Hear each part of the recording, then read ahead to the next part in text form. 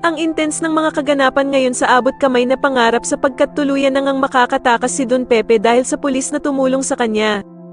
Dito nga ay halos manginig sa takot si Moira at gulat na gulat ito nang makita niya si Don Pepe sa mismong harapan niya.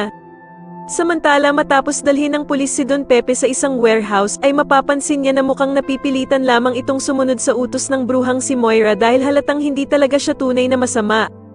Dito nga ay maawa ang pulis kay Don Pepe kaya naman ay agad niya itong bibigyan ng tubig kaya naman ay sasabihin ni Don Pepe na mabait naman daw pala ito. Sasagutin naman siya ng pulis na sakto lamang daw ang kabaitan niya dahil kung talaga mabait daw siya ay wala sana si Don Pepe sa kinalalagyan niya ngayon. Habang papaalis naman ang pulis ay biglang matitigilan ito dahil sa o-offeran siya ni Don Pepe ng 10 milyong piso kapalit nga daw ng paglaya niya. Samantala ay makakalusot nga itong si Moira dahil sa tulong ng kanyang kaibigan na si Nerissa na pinapunta niya ngang kaagad sa isang restaurant para mapaniwala si Doc Robert na wala siyang kinalaman sa pagkawala ni Don Pepe. Pero nagkakamali siya kung akala niya ay mapapaniwala na niya sila kaagad dahil hindi maniniwala si Giselle at dito nga ay walang kaalam-alam si Moira na pinagmamasdan pa rin siya ng magkapatid at palihim na sinundan nga nila si Moira pag alis nito.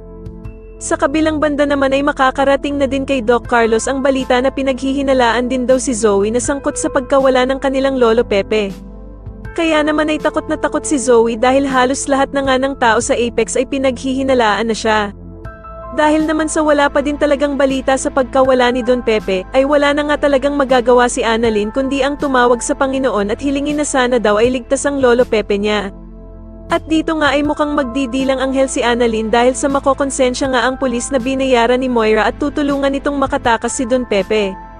Sa tingin nyo dito na nga kaya tuluyang makulong si Moira dahil sa sobrang galit ni Don Pepe sa kanya, mas lalo na nga talagang nagiging exciting ang mga susunod na kaganapan kaya naman ay mas lalo pa nating abangan ang mas lalong gumigandang abot kamay na pangarap. Maraming salamat po sa inyong panonood at sana po ay masubscribe nyo ako. Maraming salamat po.